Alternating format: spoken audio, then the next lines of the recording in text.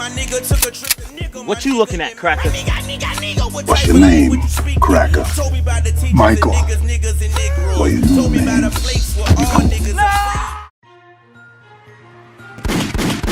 To this day, rich people don't sleep 8 hours a day. That's stupid. Use your common sense. What up, Bushido Spirit, reporting from Off the Top Studios, which is just a one-bedroom apartment next to some train tracks. But hey, racial tensions are high. Protests are going on all across the world.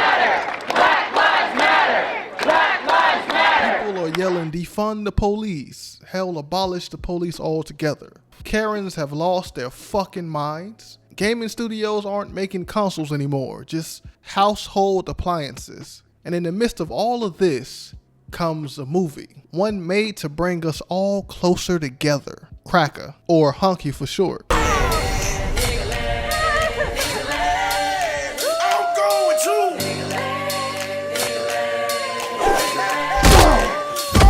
Where I come from, this isn't the way it's supposed to be. Oh man, the subtlety. I don't know how this went under my radar, but let's talk about it. This movie is the passion project of white rap video director Dale Restaghini. Yep, another one of these. Cause it went so well last time. You know what the fuck I'm talking about. Yo, I know you're not gonna let this nigga talk to you like that, man. What's going on, man? Nah, bitch nigga ain't no bitch in me.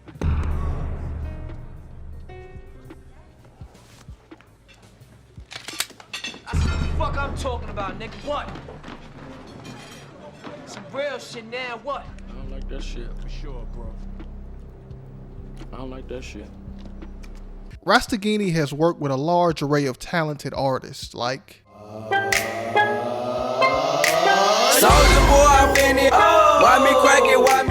Akon, Saigon, etc. So one could say he is quite familiar with black culture, but does he truly understand? Does he really believe that this is what black people wanted? Or will this film shed light on years of suffering? Does he believe that Cracka is the same as the N-word? But how does that make sense? Doesn't Cracka literally mean overseer? The one who cracks the whip? Just how far does his passion go? I really had to know. So I watched the trailer and did some reading. Here's the basic outline of the film. A white neo-Nazi in a Letterman jacket harasses a black motorist. Things get out of hand, escalate, resulting in the black guy being beaten to death by this racist Nazi and his significant other, who is his hype man the whole time. Later that night, the dynamic duo gets paid a visit by the Grim Reaper, who instead of kill him, transports him to an alternate universe where whites are being oppressed and black people are the oppressors. The racist is now forced to live out his days as a slave. Will he succumb to the atrocities enacted on his people, the white race? Or will he revolt with dreams of yesteryear and become White Nat Turner? Find out this fall. How the fuck do you appropriate slave movies? I did not think this was even possible. I can only hope this is a comedy. That's the only way I see this working. You gotta lean into the humor on this one, cause all I picture when I watch this is that MLK meme. This is the pinnacle of pandering, and it's cheesy as fuck. Every other line is, "Hey Cracka, hey Cracka," and these menacing black figures are beating and raping white women. The protagonist is shown doing a fucking Superman punch on his black overseers. Like, whose side is this guy on? I don't think this film will have the effect the director hopes for. Its premise is what they believe is happening currently in their delusional minds. It reads like the Turner Diaries or Birth of a Nation, Black Dominance Run Amok, King Kong, Planet of the Apes, you name it. I've seen several iterations of this film, none of which enhanced awareness or gave voice to the plight of black people. Again, I understand the director had good intentions, but having a white protagonist just throws everything he is trying to accomplish off. I can't even think of a movie where people didn't root for the lead. Even in Joker, people were rooting for the Joker. Do you kind of get what I'm saying? I don't even think Quentin Tarantino can get away with some shit like this.